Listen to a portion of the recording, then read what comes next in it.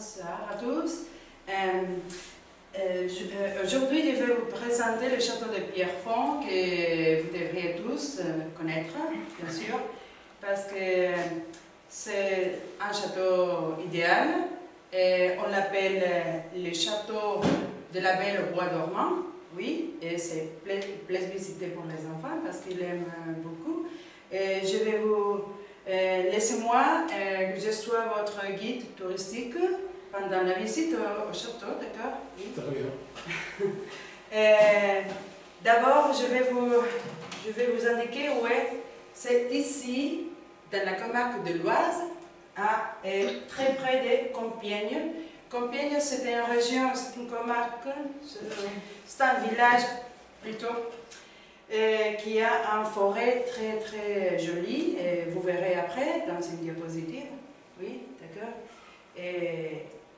Pardon. Je voudrais vous indiquer ici que dans la photo à droite, vous voyez la photo du château, et c'est très près de Paris, c'est à moins de 100 km. Alors c'est tout près, oui, on peut le visiter dans une journée ou dans un week-end, si vous voulez, d'accord? Vous pouvez passer une très belle journée, ok? Ça, c'est le village où Pierrefonds est placé, d'accord? Où le château de Pierrefonds est placé. Le nom du village, c'est Pierrefonds-les-Bains. Alors, les bains, c'est parce qu'on a un balnéario, oui, ici, très, très célèbre, oui, et très fréquenté pour les riches au début du XXe siècle, hein, après la Première Guerre mondiale. Ça, je voudrais vous raconter un peu l'histoire du château. Oui, vous le voyez ici, en ruine. Et le commencement, c'est parce que Louis XIV, qui était l'arrière-grand-père de François Ier, le roi de France, oui, et frère de Charles VI, qui était roi de France aussi, fait reconstruire le château, okay, qui avait été édifié au XIIe siècle, comme vous lisez là, okay, et dont il n'est resté que les caves. Alors, il fait le reconstruire, mais après, ensuite, le château souffre un démantèlement dû aux guerres de religion, et le démantèlement fut à cause du cardinal de Richelieu. Alors, ces vestiges restent à l'abandon pendant 2 siècles. Après, au XVIIe siècle, il est découvert par Napoléon III, oui, parce qu'il fait une visite à la comarque et il tombe charmé ou enchanté, oui, plutôt, pour les sites, d'accord? Alors, il décide de reconstruire le château parce qu'il était très ruiné par les guerres de l'époque.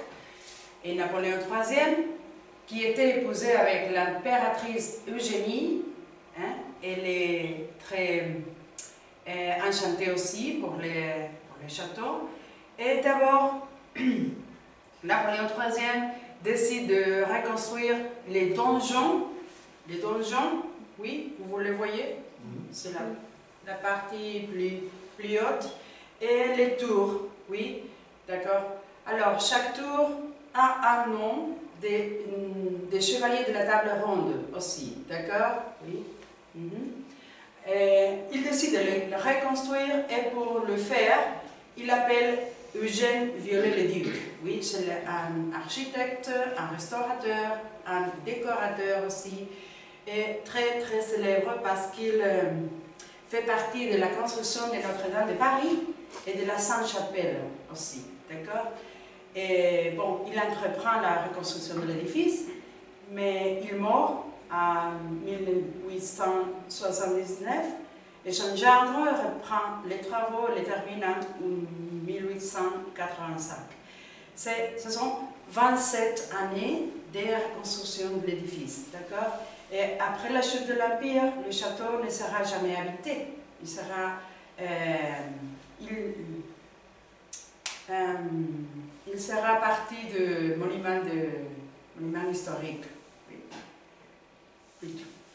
Et il réinvente le château médiéval en donnant libre cours à son imagination. Il est très créatif, hein, vous le verrez après. Et il invente de nombreux éléments décoratifs et architecturaux, oui, qui n'existaient pas à cette époque. Ici, vous voyez la cour d'honneur, oui, c'est l'entrée du château. Et vous voyez ici qu'il y a, il ne semble pas un château médiéval, ok? C'est très fastueux, oui. Et il y a aussi des gargouilles, je ne sais pas si vous l'appréciez, il y a des gargouilles, des statues. Et ici, le statue qu'il y a au centre, c'est le statut de Louis d'Orléans, d'accord? Louis Ier d'Orléans. Ce qui fait la reconstruction du château. Ça, ce sont quelques motifs de la décoration. Oui, un tuyau de descente en forme de salamandre, par exemple. Okay. Des gargouilles sculptées. Oui, d'accord. Alors, ce sont quelques éléments qui font partie de l'imagination, de la création de l'architecte, de Jean Viollet-le-Duc. C'est une autre exposé. C'est une girouette avec une sculpture de lion, d'accord? Et ça c'est à propos de orfèvrerie, je crois. Et ça c'est une des plus célèbres salles du château, c'est la salle de Preuse. Preuse, on appelle Preuse à tout héros qui a des qualités chevaleresques, okay? Par exemple la bravoure. Et cette salle, vous avez une autre salle ou non? Ouais, celle de Versailles, non? Oui, c'est la salle de glace de Versailles, oui, c'est très pareil. Celle-ci, c'est plus fastueuse, je crois, parce que ici on n'apprécie pas très bien, mais ce sont des boiseries, oui, alors ce sont des boiseries, et les fauteuils aussi, très luxueux. Dans la même salle, hein, il y a quelques foyers, et dans celle-là, vous voyez une cheminée qui est très grande, et au-dessus du cheminée à double foyer, oui, vous voyez 9 fraises. Oui, ce sont 9 fraises qui font hommage à l'impératrice Eugénie, qui est au milieu des 9, et les autres, ce sont ces dames d'honneur. Et chacune d'elles a un prénom d'une des fraises. Chaque fraise a un prénom, d'accord? Tuca, etc. Et à la fin de mon exposé, il y a un petit jeu, c'est une charade où vous devrez découvrir une de les noms qui a l'impératrice Eugénie, d'accord? Ici. Bon, ça c'est une des autres salles du château, et c'est dans les caves, oui, c'est le bal des Gisins, on l'appelle ça, et c'est la crypte du château, d'accord? Et on voit ici l'effet des lumières, oui, de la crypte, et bon, est baignée par la pénombre la plus mystérieuse aussi. Et si on voit ici des gisants, moulages en plâtre. Les gisants, ce sont des effigies, oui, d'accord. Et ce sont des personnages très célèbres de l'histoire de la France, d'accord, et qui sont en possession à Angers et en prière aussi. Par exemple, Louis d'Orléans et son frère Charles, François Ier, Catherine de Médicis et Anne de Bretagne, ok, ce sont quelques exemples. Le château aussi a été un décor pour le cinéma, d'accord? Par exemple, pour le film Peau d'âne, qui est des années 70, 1970, avec Catherine Deneuve, je ne sais pas si vous l'avez vu, oui. Et c'est plus actuel, c'est Les Visiteurs 2, oui, qui a été filmé ici. La série Merlin, sur le BBC. Et il y a des autres. Je me souviens pas. Oui, la dernière version de Cendrillon, oui, c'était en 2017, c'est filmé ici, d'accord? Et le château est entouré par les forêts de Compiègne, où nous voyons avant dans la carte, d'accord? Et c'est un forêt, oui, qui a 13 km de long, oui, et qui unit le château avec le palais de Pierrefonds. Alors, c'est un palais néoclassique que vous allez voir dans la suivante diapositive, d'accord? Oui. Et c'est un parcours de 13 km, 15, oui. Et c'est un forêt célèbre aussi parce qu'ici, Jeanne d'Arc fut capturée. Hein? Et ici aussi, on a signé l'armistice, okay, le 11 novembre de 1918. D'accord? On appelle la route d'Eugénie, d'accord? Et il est plein d'étangs, d'églises, d'arbres, oui, remarquable. Ça, c'est le palais, qui est aussi dans les alentours du forêt. Et ça, c'est un peu l'art de la comarque, parce qu'il m'appelait l'attention. Oui, c'est l'art de la brosserie de luxe, oui, dans cette comarque, oui, et les eaux thermales, parce que je vous ai dit avant qu'il y avait un balnéario et qui fut très très célèbre pendant la Première Guerre mondiale, où les soldats furent ici hébergés, d'accord?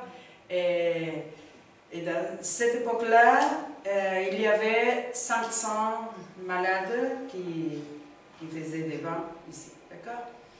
Et il s'appelle l'hôtel des bains. Et dans ce château, il y a des activités pour tout le public pendant toute l'année, oui. Et ce sont quelques affiches que j'ai trouvées sur l'internet, les petites bouilles, Pierre de Fond, que c'est très actuel, en juin de 2018. Il y a aussi des tournois médiévaux, des cours pour apprendre les rimes, oui, et l'art de l'épée aussi, c'est ça. Et ça, pour finir, c'est mon jeu, que vous devez deviner, c'est une petite charade à propos du nom de Prèze, oui, qui est c'est une photo de l'impératrice Eugénie, d'accord? C'est pour faire plaisir à l'impératrice Eugénie, le sculpteur a donné son visage à l'une des statues. Elle porte une couronne et un bouclier orné d'un dessin de fauteuil. Ok, il a reçu la charade pour trouver les noms de la presse qu'elle incarne. Mon premier est le synonyme de « je connais ». C'est, oui. Mon deuxième est que l'on trouve dans le pain. La bille. Mi, oui. Mon troisième est un animal des villes, des chats. C'est facile ça. Le rat de champ, le rat de ville. Le rat, une fable. oui, rat. Oui. Et mon quatrième est une dame en anglais. Une fable La Fontaine. Mon quatrième est un danger. Milord, Miss. Oui, alors nous avons C'est Miramis. Ouais, c'est Miramis. C'est le nom d'une des prêtres. Oui, des héros chevaleresques. Ok, que je vous avais nommé. Alors, et je crois, alors oui, c'est le château des Pierrefonds vous attend, comme vous voulez. Allez, C'est d'accord. Tu nous invites. Pardon? Qui va nous inviter? Oui, oui. Oui. Quand je voudrais, oui, bien sûr. D'accord? Je vous invite. Et je crois que c'est la fin. Oui. Merci. Merci.